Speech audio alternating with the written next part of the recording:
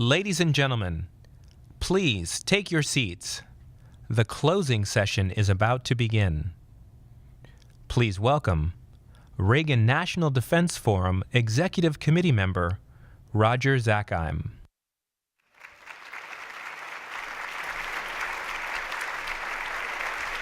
Thank you. With this august body, I will be very brief in my remarks. But I have to say, over a year ago, when we decided to do the Reagan National Defense Forum a month after election, we knew it would be interesting. We had no idea it would be this interesting. That leads me to the first of a series of thank yous, to begin with our panelists and moderators who just did a fantastic job today. So please, a round of applause of how they organized and made sense of all the very quote-unquote interesting things presented before us now. I do want to acknowledge also the amazing team here at the Ronald Reagan Presidential Foundation. You just look at the row in front of me, and it's quite a logistical challenge to make this all go down, forget about going down so seamlessly, and that's the amazing team at the foundations. Please, one more round of applause for them. And of course, to do that, you need fantastic leadership, and we've always had the amazing support of the trustees of the foundation. I want to acknowledge those who are here today and participated throughout the forum: Secretary Korologos, Ms. Peggy Noonan, Governor Mrs. Wilson, and as well as Ambassador Tuttle. A round of applause for their support and participation. Thank you.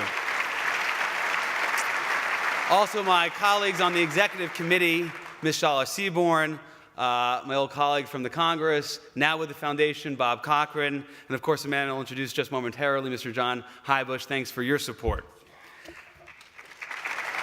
The last and most important thank you is to the nearly 700 people in the room here today. What I call the great offsite from Washington, D.C., here to Simi Valley, California. It is a great cross-section of all the key stakeholders in the defense community. And when we decided to build this event, we knew that we could do something that would be quite relevant to the defense community, and we are quite grateful, overwhelmingly grateful, that you all decided to show up and support. So thank you very much to the over 700 people participating today. Thank you for being here. And now, this sounds like very Washington, to introduce the person who will introduce the final speaker. My friend and colleague on the executive committee, the executive director of the Ronald Reagan Presidential Foundation, the man who indulged in this harebrained idea over 5 years ago and gave it the resources and support to make it this great success, Mr. John Heybusch.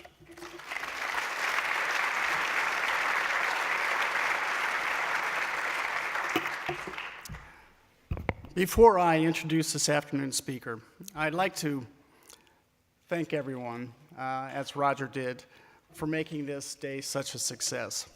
It has been a truly memorable day. I'm not going to go through the litany as Roger just did, but I have to say, sitting somewhere over there in the audience about a half an hour ago, I want to say particular thanks to Vice President Cheney and Secretary Panetta, and to Barbara Starr for her questions. What an absolute tour de force. That was just so terrific to watch, and I just want to say thank you.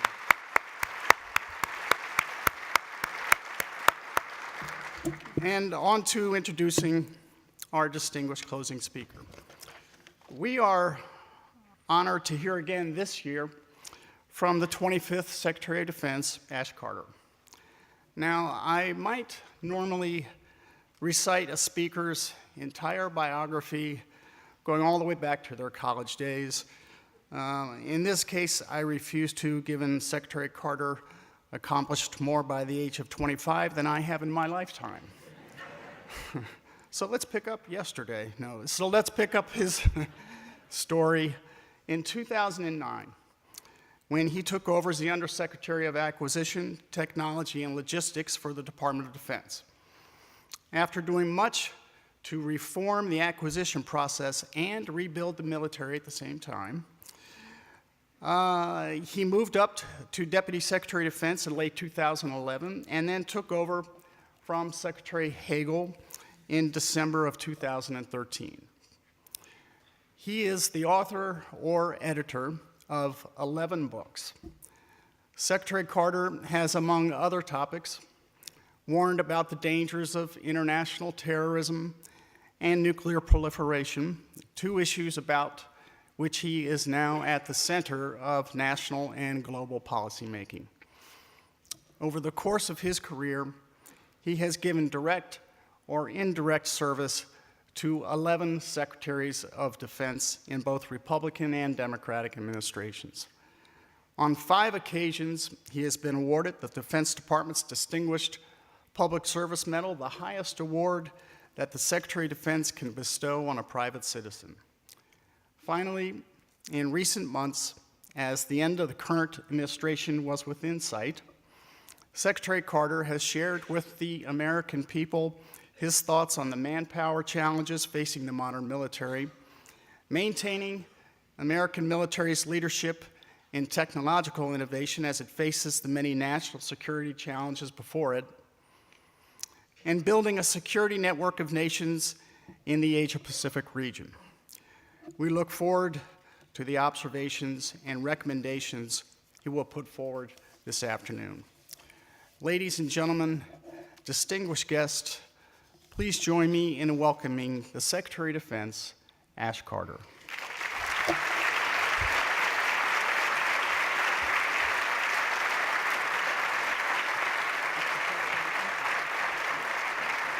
Thanks, everybody. Thank you all. And good afternoon. And John, thank you. Thank you for that kind introduction. It's very good to be back here at the Reagan Forum, and I'm pleased to join so many longtime friends of mine and the Defense Department's among the dedicated and patriotic Americans here, including 2 of my predecessors, former Secretary of Defense and former Vice President Dick Cheney, former Secretary of Defense Leon Panetta, as well as so many dedicated public servants like Chairman Mac Thornberry, and the congressional delegation here today, current colleagues like my deputy, Bob Work, our chairman of the Joint Chiefs of Staff, Joe Dunford, and I believe Joe had to leave a little while ago, but he was here earlier today, and many others who contribute to our defense enterprise, such as Lockheed Martin CEO Marilyn Houston, I know that Marilyn's here, Raytheon CEO Tom Kennedy, all part of the Team America. Thanks all for your continued support for our service members and their families. There's Marilyn. Hi, Marilyn. And for all your own contributions to our national security. Each of you knows well that America's defense is so vital that we, to whom it is entrusted, must ensure its continuity and excellence across the years and across the domains of armed conflict, not just in air, sea, and land, but also in space, cyberspace, from strategic era to strategic era, from presidential administration to presidential administration, across our government and across parties. Ensuring that continuity is important at a time of change of administration in Washington. I'm proud of the way the men and women of DoD conducted themselves during this last presidential campaign, standing apart from politics and staying focused on our mission. And I'm committed to overseeing the orderly transfer to the next commander-in-chief. That's something DoD takes a lot of pride in and has done for a long time. And we're carrying out this year's changeover with the excellence that's expected of us. And let me also congratulate General Jim Mattis for being chosen to take my place. I've worked with Jim for many years. He's a friend, and I hold him in the highest regard. Of course, the excellence the American people expect of our department is due in part to the continuity and leadership defense secretaries of both parties have provided to the department over the last 7 decades. Each one of them has strengthened DoD to meet the challenges of their strategic eras and the future challenges as they saw them too, with bold actions such as unifying the armed forces at the dawn of the nuclear age, moving to an all-volunteer force after the Vietnam War, leveraging leap-ahead technologies like stealth and precision-guided munitions and battle networks to forge an unmatched military edge against the Soviet bloc, winning the Cold War and defining U.S. leadership in the era that followed, and waging 21st century counterterrorism and counterinsurgency campaigns. I myself have lived through, witnessed, and served in all but the earliest of those eras, and the strategic transitions between them also, contributing to programs involving missile defense and space and the nuclear triad during the Cold War, overseeing the project to prevent the vast stockpile of Soviet nuclear, chemical, and biological weapons from falling into the wrong hands after the Cold War ended, and in more recent years, helping develop and rapidly field critical capabilities like the mine-resistant ambush-protected vehicles for the fights in Afghanistan and Iraq, among other places.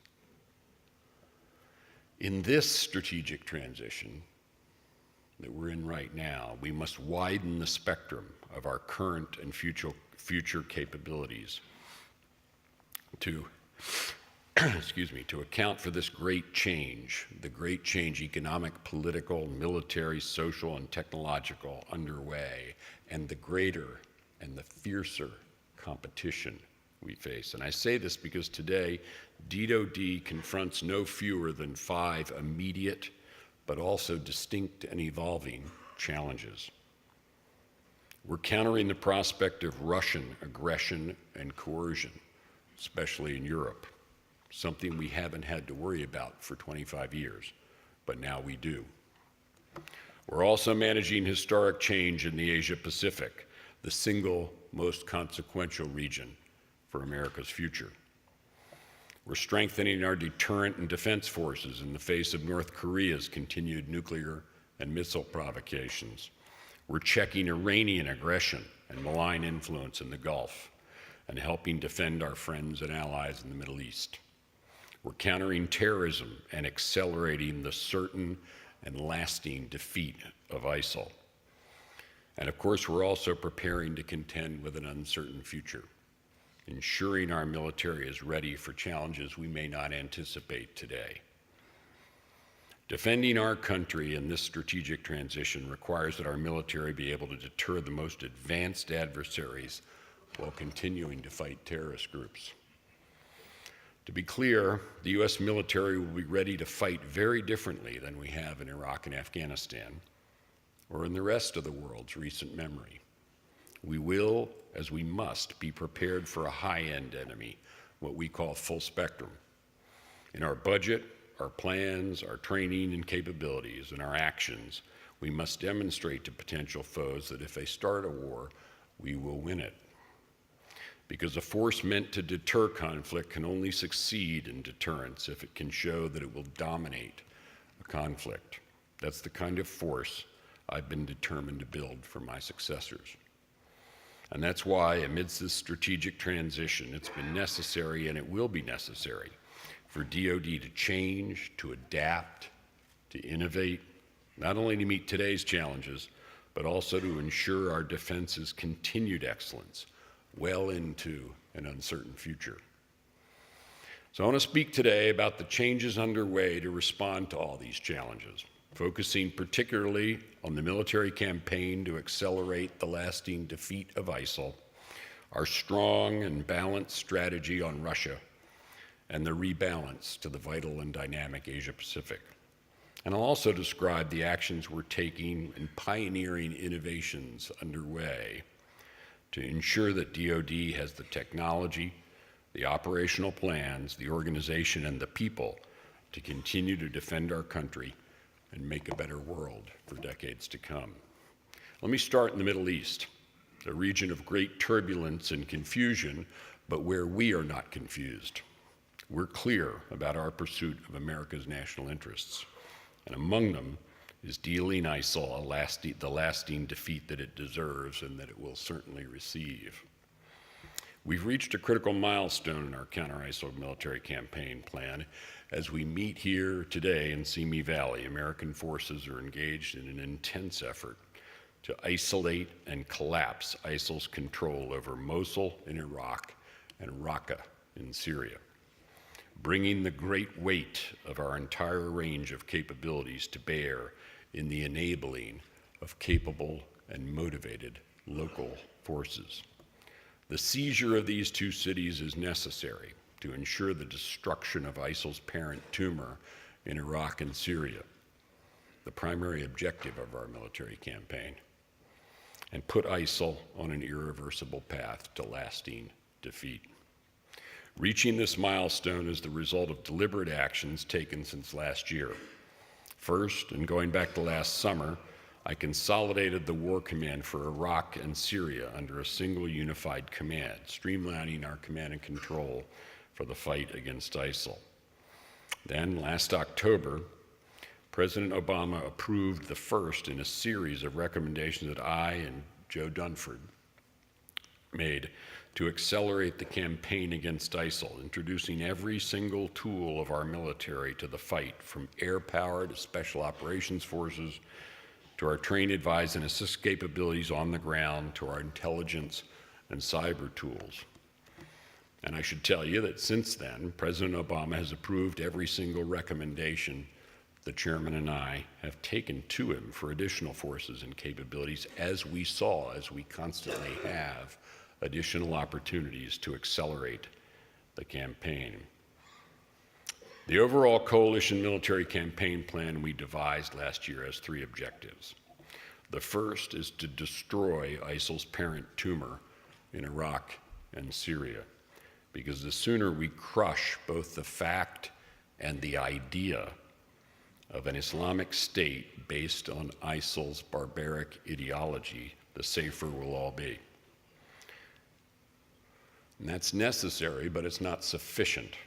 So the second objective is to combat ISIL's metastases everywhere they emerge around the world, in Afghanistan, Libya, and elsewhere. And the third objective is to work with our intelligence, homeland security, and law enforcement partners to help protect our homelands and our people from attack. That's ultimately our most important mission. The strategic approach of our campaign is to leverage all the tools at DoD's disposal to enable capable and motivated local forces to apply pressure to deal ISIL a lasting defeat. We recommended this strategic approach because the only way to ensure that once defeated, ISIL stays defeated is to enable local forces to seize and hold territory rather than to substitute for them. We've been squeezing ISIL from all sides and across domains through a series of deliberate plays to continue to build momentum.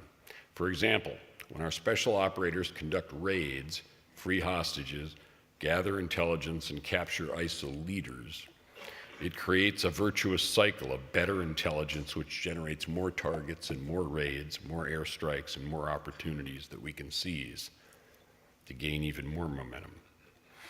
And as a result, since last year, play by play, accelerant after accelerant, and town after town, the campaign has delivered significant results. In Iraq, we've been helping the Iraqi security forces and the Kurdish Peshmerga to systematically dislodge ISIL from city after city: Ramadi, Heat, Rutba, Fallujah, Kiara, Makhmur. And our coalition is now doing the same in Mosul. Having isolated the city, the Iraqis were, with our help, now taking back neighborhoods in eastern Mosul and moving west. This is a complex mission and will take time to accomplish, but I'm confident that ISIL's days in Mosul are numbered. In Syria, we and our local partners put an end to ISIL's expansion and then began to systematically roll it back towards Raqqa, an important objective since it's the so-called capital of the so-called caliphate and a hub for plotters of external attacks. After helping capable and motivated local Syrian forces defend Kobani, we in the coalition enabled them and other forces to retake Shadadi, then Tishreen, Manbij, Dabiq, denying ISIL not only control over those areas, but also cutting off some of their primary lines of communication into Turkey and Iraq. We're now helping our local partners isolate Raqqa, from which they're now only 15 miles away. And as the isolation phase continues, according to our coalition military campaign plan, we're generating the additional local forces necessary to seize and hold Raqqa.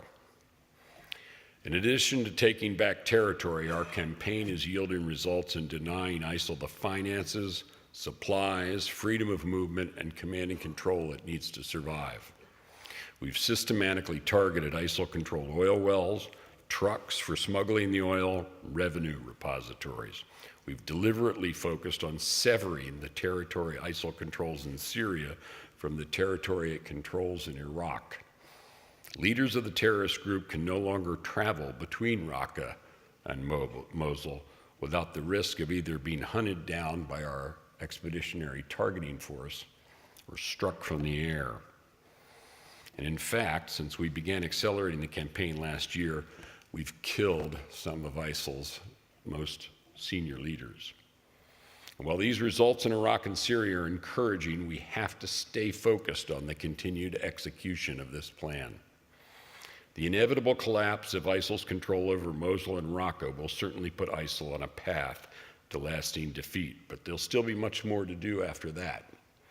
Once defeated, to make sure that once defeated, ISIL stays defeated. We'll need to continue to counter foreign fighters trying to escape and ISIL's attempts to relocate or reinvent itself. To do so, not only the United States, but our coalition must endure and remain militarily engaged. In Iraq in particular, it will be necessary for the coalition to provide sustained assistance and carry on our work to train, equip, and support local police, border guards, and other forces to hold areas cleared of ISIL. And beyond security, there'll still be towns to rebuild, services to reestablish, and communities to restore. Those aren't military matters, but they're part of how, after winning a battle, one wins the peace. That's why my principal concern at this juncture is the international community's stabilization and governance efforts lagging behind the military campaign. There will also need to be continued political support for an inclusive and multi-sectarian Iraq. In a region rife with sectarianism, the threat of ISIL has brought people together for now against this common enemy. That's certainly true in Iraq, where thanks to the unity and leadership of Prime Minister Abadi and Kurdistan Regional Government President Barzani, cooperation between the Iraqi security forces and the Kurdish Peshmerga in the battle to retake Mosul has reached a level that would have been unthinkable a year ago. And we're taking steps to help promote and maintain this unity, for we know that that's the only way to keep ISIL defeated. As I said earlier, success in Iraq and Syria is necessary, but it's not sufficient to deal ISIL a lasting defeat. And that's why we're also focused on two other critical objectives of our campaign, combating ISIL's metastases around the world and helping protect our homeland. When it comes to combating the metastases, we've taken correspondingly strong actions in support of capable and motivated local forces in Libya and Afghanistan and elsewhere. In Libya, the U.S. military has provided air support to the government and national coordinates forces to isolate and collapse ISIL's control over Sirte. And as a result, ISIL is being ejected from Sirte. And in Afghanistan, on Chairman Dunford's and my recommendation, the President this year gave expanded authorities to U.S. forces to proactively assist and enable our Afghan partners in operations that would have strategic effects. We also decided to modify our plan in order to retain some 8,400 U.S. troops there until 2017, rather than 5,500 as the earlier plan had called for. And we will continue to maintain our financial commitment to the Afghan defense and security forces. These robust commitments in authorities and forces and finances will ensure we not only continue supporting the Afghan security forces, but also sustain our regional counterterrorism platform operated out of Afghanistan. For example, alongside our Afghan partners, we recently conducted 2 large-scale operations against ISIL in Afghanistan, killing its top leader in the country and significantly degrading its capabilities there. On our campaign's 3rd objective, protecting the homeland, DoD is working with our intelligence, homeland security, and law enforcement partners both at home. In fact, supporting them is job number 1 and priority number 1 for our Northern Command, but also abroad. There, we're conducting operations to gather intelligence with a particular focus on destroying ISIL's external operations cadre. As a result, we've not only killed the chief of ISIL's external operations, we've also taken out more than 30 of its external plotters. We've gone after al-Qaeda's branch in Syria. We work with the FBI to systematically eliminate members of an ISIL cell outside the United States that was inspiring attacks in our country, and including against our armed forces. And we've directed our Joint Special Operations Command to make its top priority destroying ISIL's external operations capability. The campaign against ISIL and its results are another example of our military's continued excellence and America's continued leadership in the Middle East and the world. No other nation could have brought to bear the resources we have, assembled the coalition we've built, and led the execution of a comprehensive campaign as the United States has done. We did so in pursuit of our nation's interests, which in this case are aligned with many allies and partners who are also resolved to destroy ISIL. And we did so despite major, simultaneous, and growing military commitments in Europe and Asia. And let me now turn to them. First, I want to discuss Europe, where the transatlantic community is standing up to Russia's provocations and aggression. That's a big change for many of us who worked productively with Russia in the post-Cold War era. I know I did so in the 1990s when our 2 nations were working with sometimes or common rather than cross purposes. At the time, American and Russian militaries cooperated to arrest the spread of loose nuclear weapons as part of the Nunn-Lugar program, and when Russia agreed to join the NATO peacekeeping force in Kosovo. I remember both. Today, unfortunately, Russia's aggression and provocation appear to be driven by misguided ambitions and misplaced resentment. Russia wants to be considered, and understandably so, as the important power that it is. And indeed, its history is rich, one of which its people can and should be proud. But in recent years, some in the Kremlin have reinterpreted that history to fuel grandiose visions and provocative, destabilizing actions abroad. We see that in Russia's aggression in Ukraine and Georgia, its counterproductive role in the ongoing tragedy in Syria, its attacks in cyberspace, its violation of arms control treaties and other international agreements, and perhaps above all, its nuclear saber-rattling. These actions are not what the world expects of a responsible state in the 21st century. Rather, each threatens to undermine global security and erode the principled international order that has been good, so good not only to the United States, but to Russia and the rest of the world. So let me be clear, the United States does not seek a cold, let alone hot war with Russia. We don't seek an enemy in Russia, but make no mistake, we will defend our allies, the principled international order, and the positive future it affords all of us.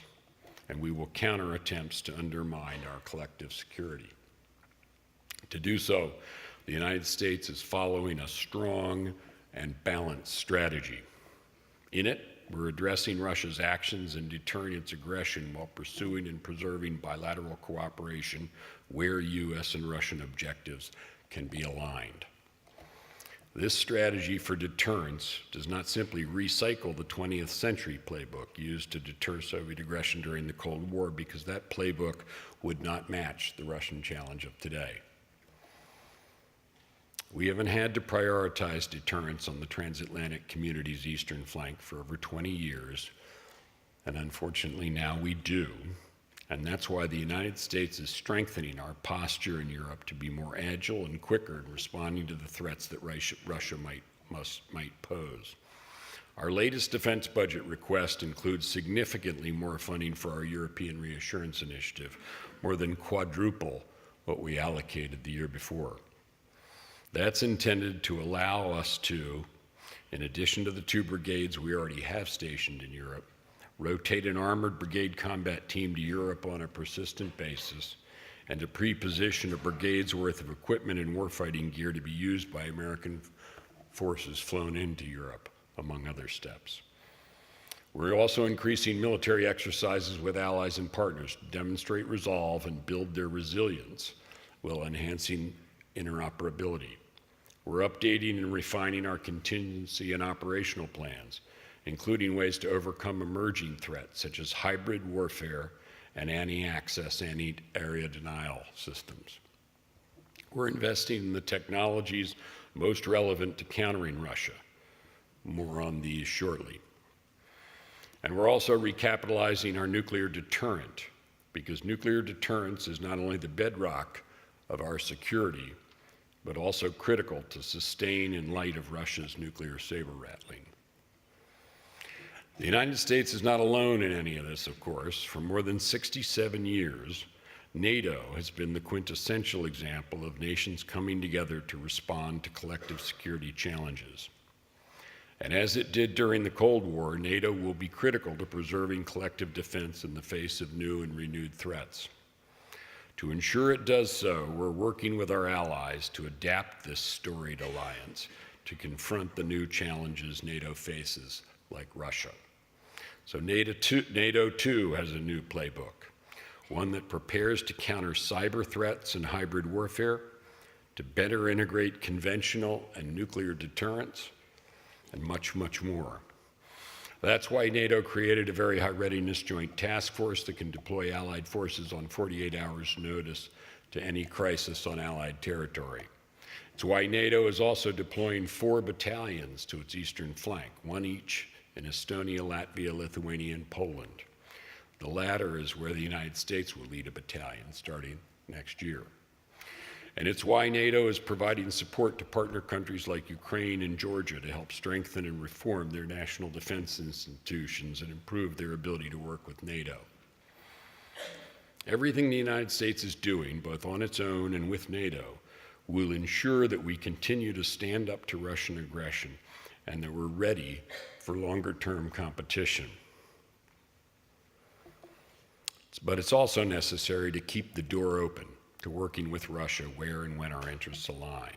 And as I said, there was a time in the years after the Cold War when Russia cooperated with the United States and other nations, contributing to the principled order rather than undermining it. I remember that personally, and so do many of you. And perhaps someday we'll see that spirit rekindled.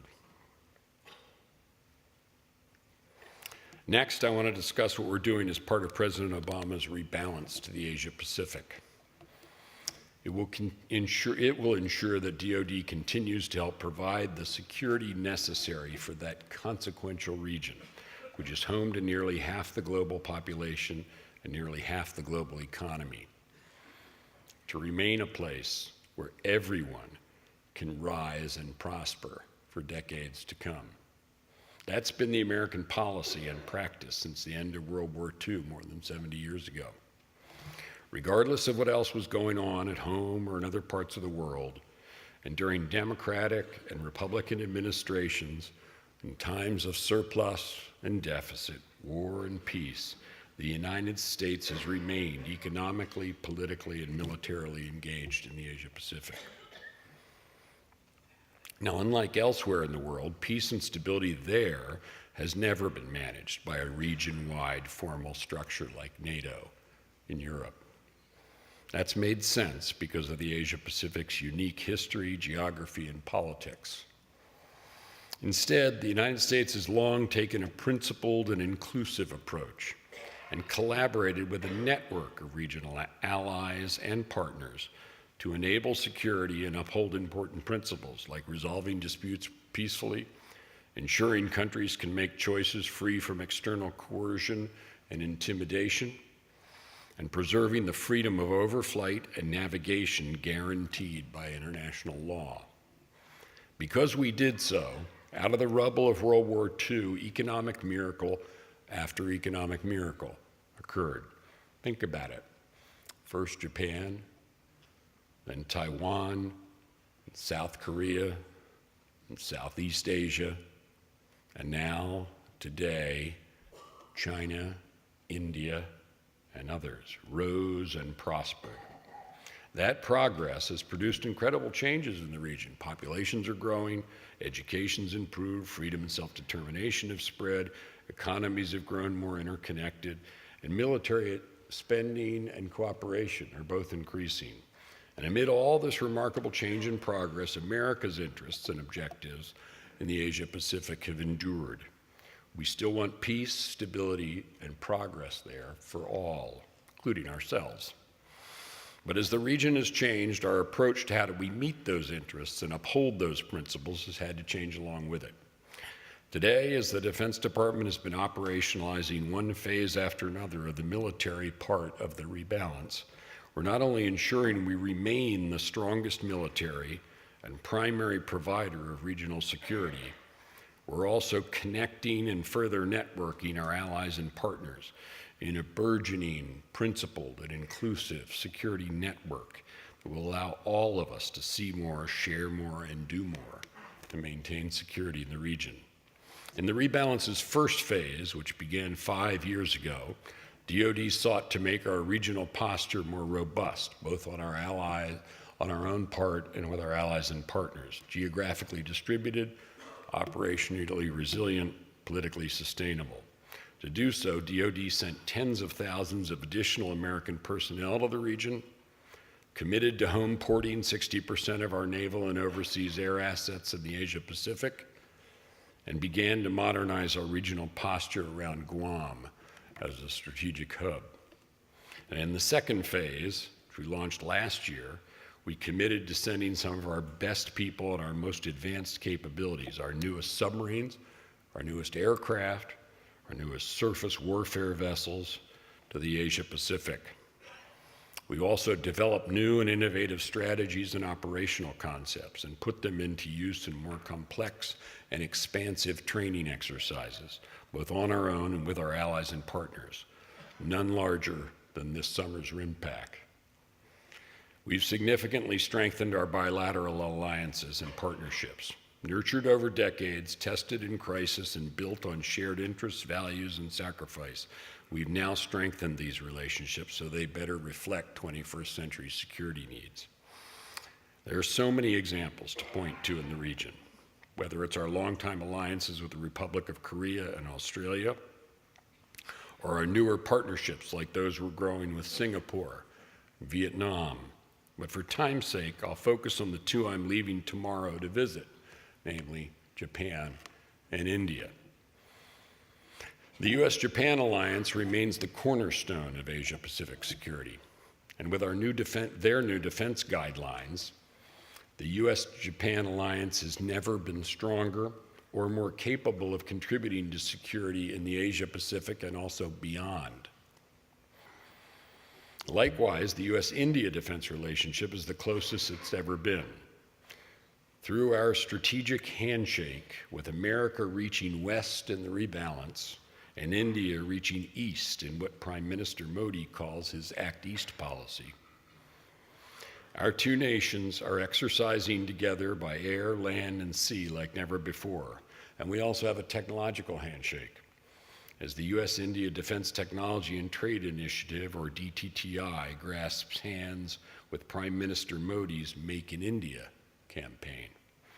That's helping our countries move towards a more diverse co-development and co-production system for developing and procuring weapons. And now, in the third phase of the rebalance, it will be necessary to cement the progress we've made in the first and second phases, and more importantly, to build upon it. The United States will continue to sharpen our military edge so we remain the most powerful military in the region, the security partner of choice, by increasing and targeting investments and capabilities suited to the region to ensure we stay the best there. More on that momentarily. We'll also continue to make leap-ahead technological investments, including some surprising ones, that will help us keep the lead in the Asia-Pacific and elsewhere, and will further catalyze the Asia-Pacific's growing principled and inclusive security network. Although it's not a formal alliance, as I said, like NATO, this burgeoning network is grounded on those principles that I mentioned. It's inclusive, since any nation and any military, no matter its capability, budget, or experience, can contribute. And it's developing in several ways. Trilateral mechanisms are bringing together trios of allies and partners that previously worked together, and the historical reasons for this are deep, only bilaterally. For example, the blossoming U.S.-Japan Republic of Korea trilateral partnership helps us coordinate responses to North Korean nuclear and missile provocations. Just last month, our three countries held their second ever trilateral ballistic missile warning exercise. Next, and beyond relationships involving the United States, many countries within the Asia-Pacific are coming together on their own by establishing bilateral and trilateral mechanisms. For example, Indonesia, Malaysia, and the Philippines are coordinating trilateral maritime patrols to counter piracy, organized crime, and terrorist activity in Southeast Asia. That's a good thing on its own, but it's also an important step for this developing network. And even more broadly, Asia-Pacific nations are developing a networked multilateral regional security architecture from one end of the region to the other, as with a central example, the ASEAN Defense Ministers meeting, plus serving as an important forum. That's all to the good for the region and the United States, but it's important to remember the rebalance in this Asia-Pacific security network are not aimed at any particular country. The network's not closed and excludes no one. Its objective is to help everyone to rise and prosper. Although we have disagreements with China, including over its destabilizing behavior in the South China Sea, and its behavior is in fact driving many to work more closely with us, we're committed to working with China where possible, to introducing measures to reduce risk, and to encouraging them to avoid self-isolation. All this is happening today, but even as we confront today's challenges of this strategic time of transition, it will also be necessary for DoD to lead and compete well into the future. Today's is the finest fighting force the world has ever known. There's no other military that's stronger, more capable, more experienced, or more innovative. But that's not a birthright. It's not guaranteed. We can't take it for granted in the 21st century. We have to earn it again and again. To do so, we have to invest and innovate for the uncertain future we face. And that's why I've been constantly pushing the Pentagon to think outside of our five-sided box and to ensure in our technology, our plans, our organization, and above all, our people, we stay the best for decades to come. Our most recent budget proposal, which I continue to strongly urge appropriators in Congress to pass as soon as possible, is designed to make sure DoD maintains our dominance in every domain. We're growing not only the number of ships in the fleet, but also their lethality with new weapons like the dual-capable SM-6 missile. We're extending our commanding lead in undersea warfare. We're investing in our air superiority and global reach, including through advanced munitions, payloads of all kinds, and also innovative capabilities and new platforms, some more typical, like the F-35 Lightning, Joint Strike Fighter, the B-21 Long-Range Strike Bomber, and the KC-46 tanker, and some less so, like swarming microdrones, the Arsenal plane, and others. And those are just the things we can talk about. And meanwhile, we're also prioritizing full spectrum training and readiness for our ground forces. As I mentioned earlier, we're reversing decades of underinvestment in our nuclear deterrent and recapitalizing it. And we're doing more in cyber, electronic warfare, and space to make sure we stay on the cutting edge.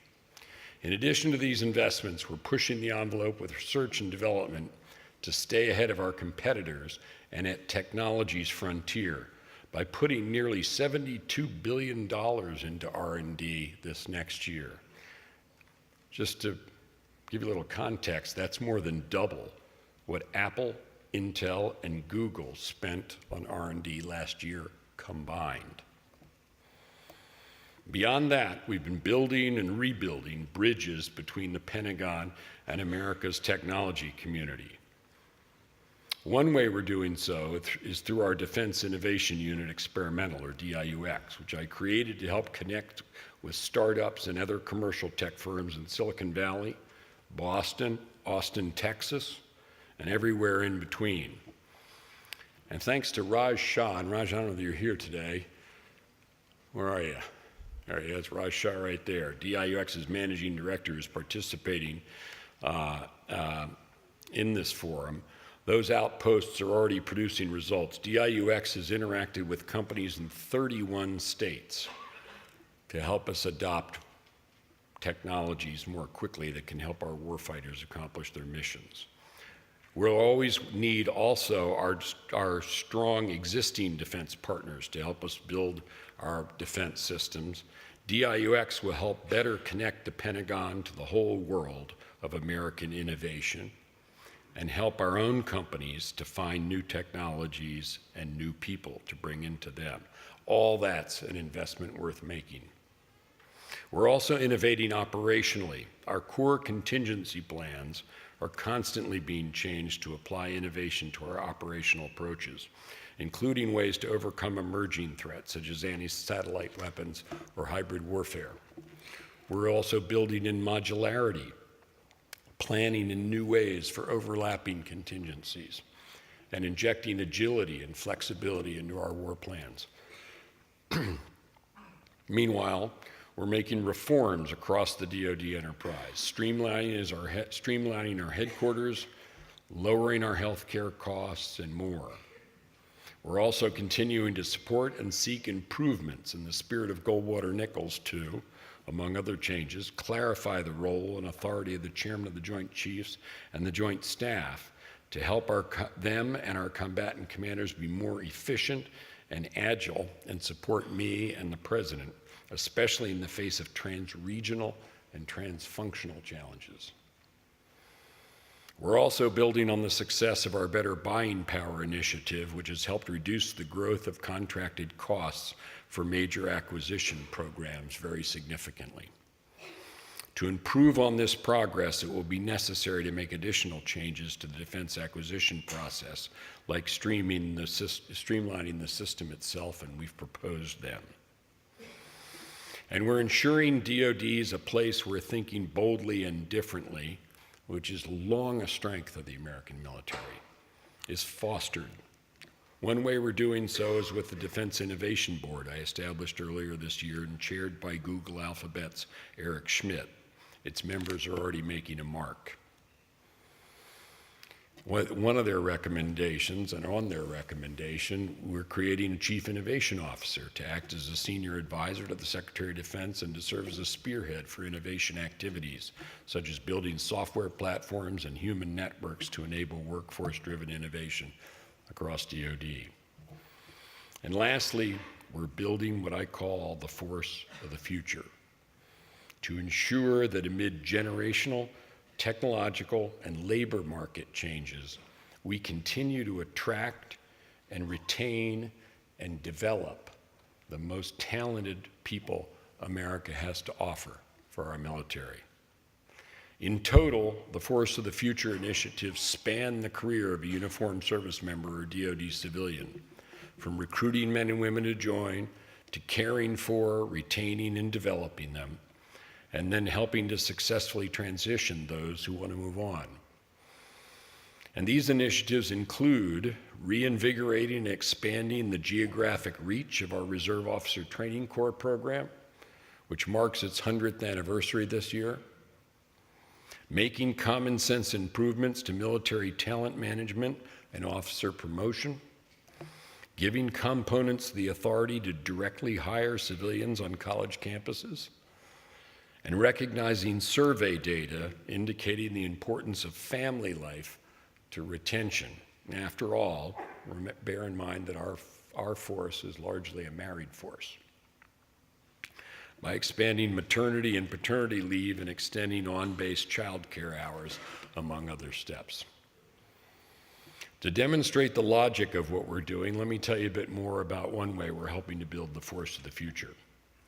As some of you may know, today is the one-year anniversary of my decision to open all combat positions to women.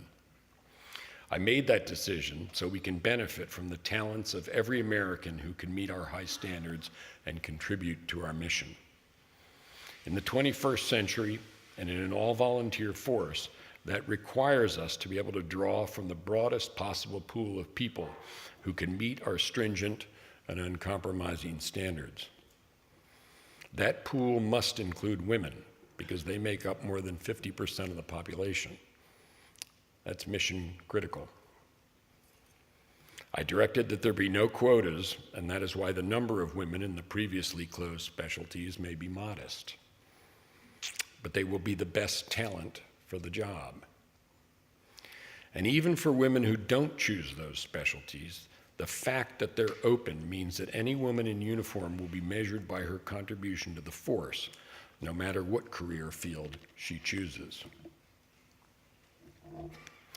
In conclusion, all of the actions and decisions I've spelled out today were taken to do exactly what my predecessors did for me. Ensure that my successor and my successor's successors will inherit as fine a fighting force as the one I'm privileged to lead today. Maintaining that continuity is our tradition in the Department of Defense, and one I've always been determined to uphold.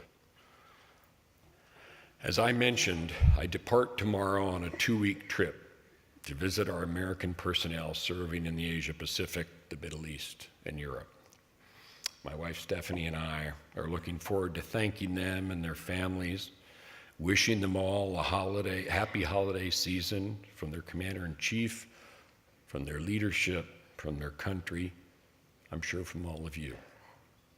I'd ask all of you during this holiday season to help our fellow Americans to understand and appreciate what those troops are doing for them.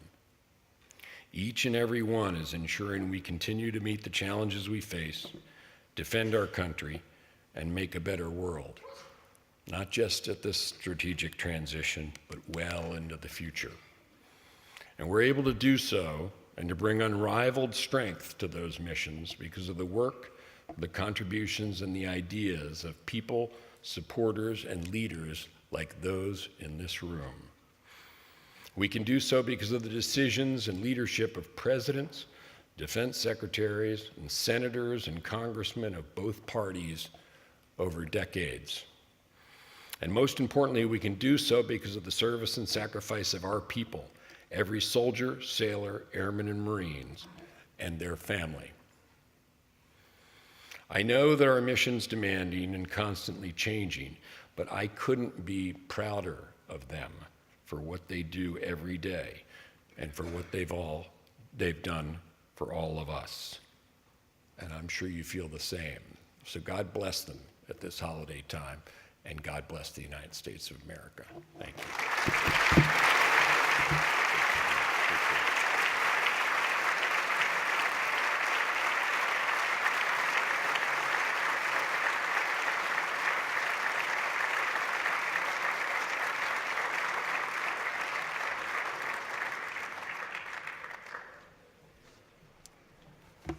Well, thank you so much, Secretary Carter. This now concludes this year's Reagan National Defense Forum daytime sessions. Thank you all so much for attending. We look forward to seeing all of you again next year. Thank you again.